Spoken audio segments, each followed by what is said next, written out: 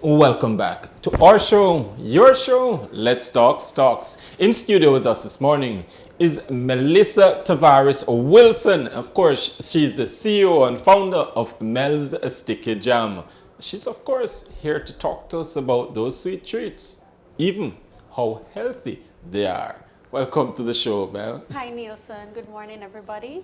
All right, so talk to us about Mel's Sticky Jam, the concept, the foundation. Where did that come from? So it started at my home. Okay. Actually got some overripe fruit from some neighbors, and I always liked experimenting in the kitchen, and I just said, I wonder if I can make this into a jam.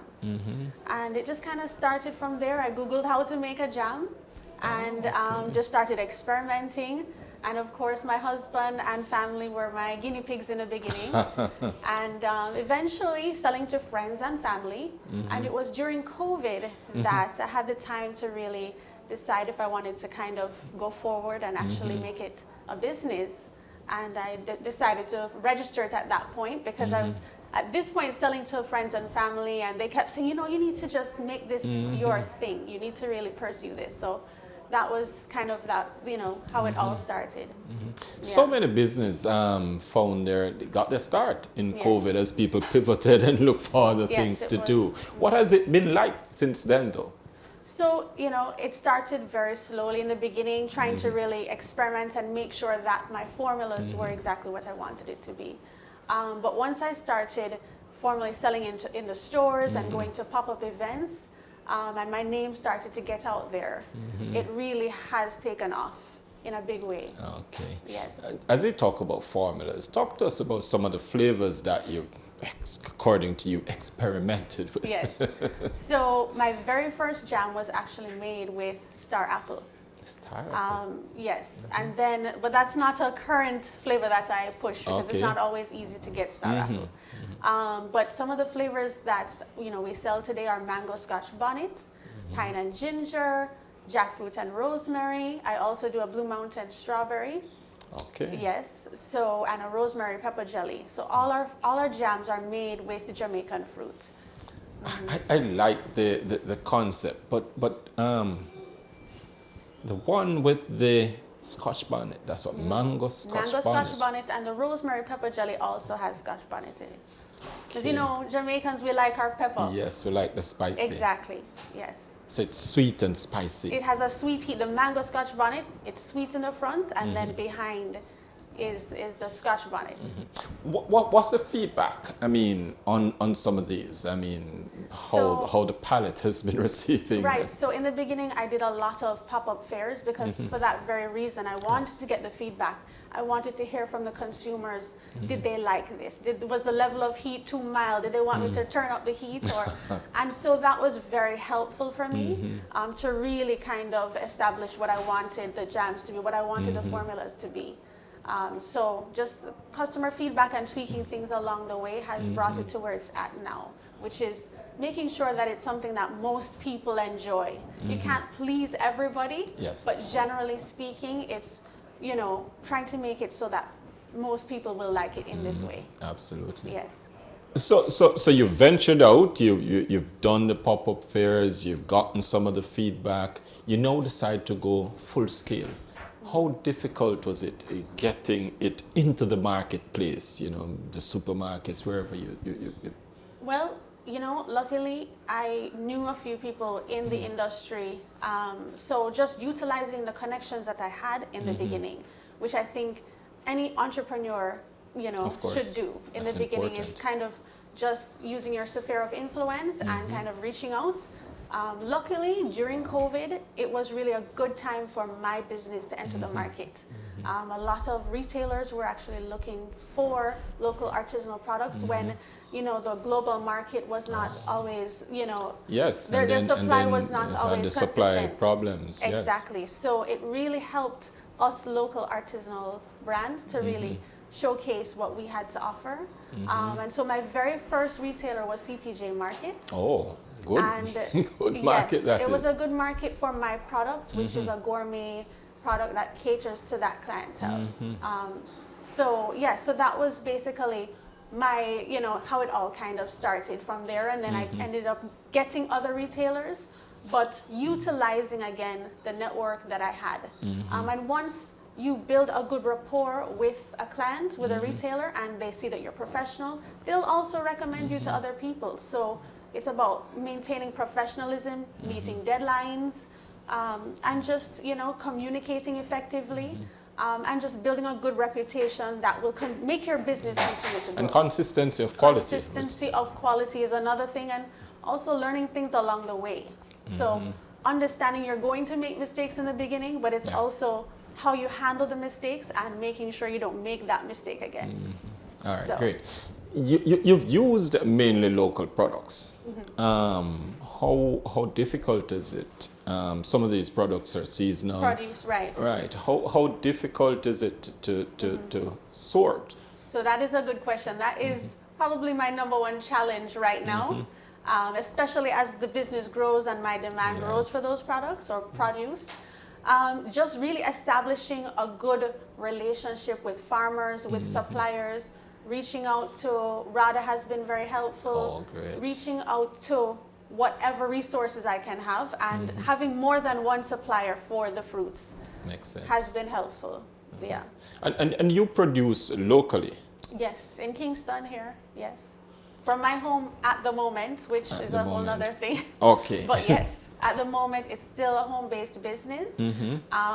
But I am at the point where I am heavily planning my expansion and scaling up the production. So that is my number one focus right at this moment. And as you plan that expansion, do you see where the market is demanding the product at that level? Because I have to turn away orders as it is, because I can't fulfill the demand, which is not a good position to be. It's a good and a bad position. It's a good problem to have, but it's bad for business. I need to solve the problem. So you have to solve it quickly. Exactly, right. So, and for the most part, people understand it's still home-based, small batch, so they understand, okay, you are now in transition into that next phase.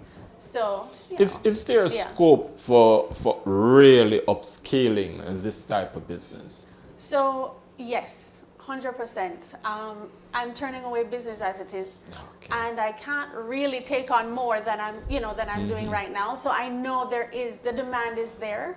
I just have to get the supply there, right? And you haven't touched the diaspora in any so serious I am way. available on caribshopper.com, Yes. which caters to the diaspora within the US, Canada, UK. So you can order online and it be shipped to your house within 3 to 4 days.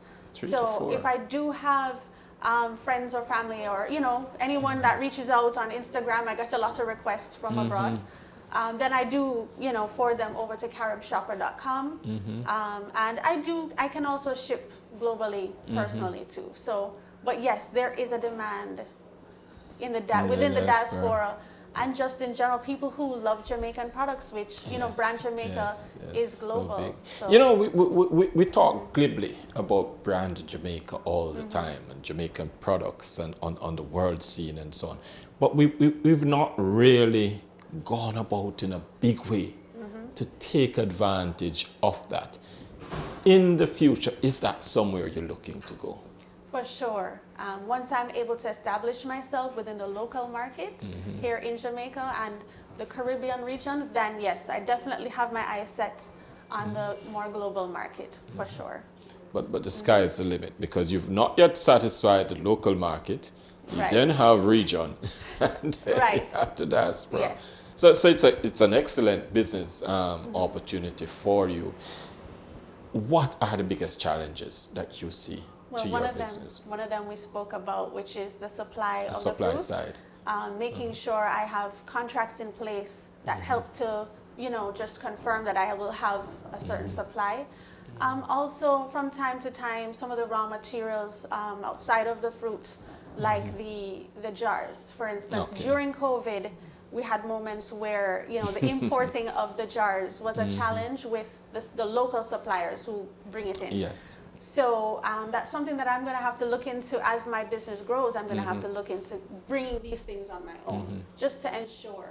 But yes, that has been a challenge. So that's, You spoke about a little bit about online and social media and so on.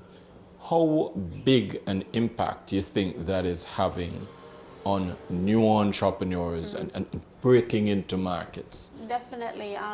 It has helped me tremendously.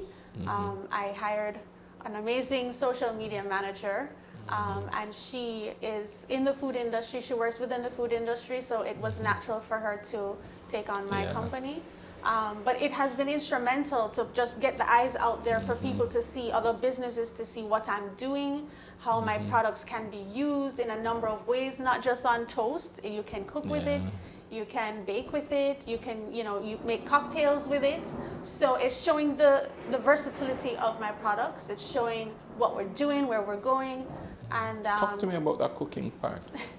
Yes, so you can use the jam, like the mango scotch bonnet or the pine and ginger, as a glaze. Say for instance, you just want something quick to make. You can take a fillet of salmon or fillet of snapper. Just put the mango scotch bonnet on it with a little salt and garlic powder. Put it in the air fryer if you have one, or just the oven. Looks like we're going to have to bring you back for a cooking show. I think so. We should. Jamaican products on the world stage has a big appeal. Do you think that locally, though, we value our own products as we should? I think we're learning to. I think COVID has taught us a lot in terms of, how fragile it is in terms of the market of importing things, and just a renewed appreciation for what we have here, I think is definitely growing. So, and I'm happy to see the support that I've gotten from other locals. What's the next step for you? I mean, certainly you're looking to grow and expand. Is to expand my production, to be able to facilitate the larger local market and export my products. So that is my, my goal for the next year. To expand and to conquer the local market and to start exporting.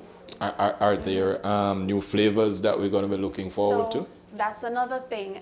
Once I can scale up my production with the jams, I plan to expand in terms of my products line. So generally, it won't just be jams. Okay. There will be other things in store. So you have to follow me on Mel Sticky Jams and on Instagram, and you will see, as time goes on, you'll see there are a lot more exciting products ahead.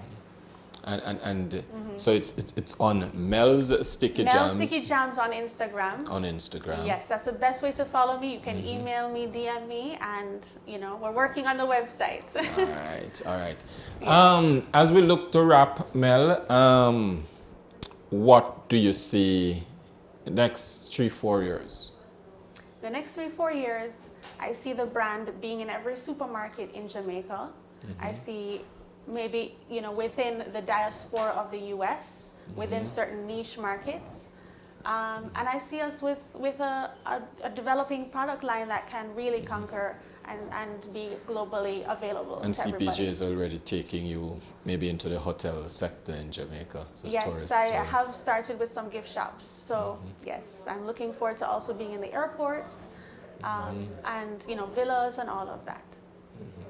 Absolutely. And the journey has been good for you thus far. The journey has been great, and I'm looking forward to what the future holds. Mel, one of the things that, they speak about is jams being sweet and so on, not necessarily the most healthy things. What's your view on that? So my jams do have sugar. I can't, negate that fact, right? Brown sugar, not white sugar. And there is more fruit to sugar ratio. So, we try and just make it a healthier alternative to some of the other products on the market. And what about for vegan people? Yes, there's fruits. But yes, it's vegan friendly. There's no animal byproducts in it. So vegans can feel, welcome to eat it. Yes, it's gluten-free, all natural. There are no preservatives. I use ginger, which is a natural preservative. So, I try to stay away from the chemicals and just make it something that, I would want to give my family. So it's good sugar. Exactly. Healthy. Yes, if there's such a thing. Yes, this would be a healthier option. All right, Mel, thank you for coming and talking to us this morning. As you heard it, Mel's Sticky Jam, using local produce to generate a new, exciting local product. Jams and jellies. Of course, there are other products coming along for the development of a new product line. Follow her on Instagram Yes. at Mel's Sticky Jam. That's why we do this show, and that's why we always tell you, we give you the information to make better financial decisions. Come back with us tomorrow morning at 9. We'll have another great program lined up for you.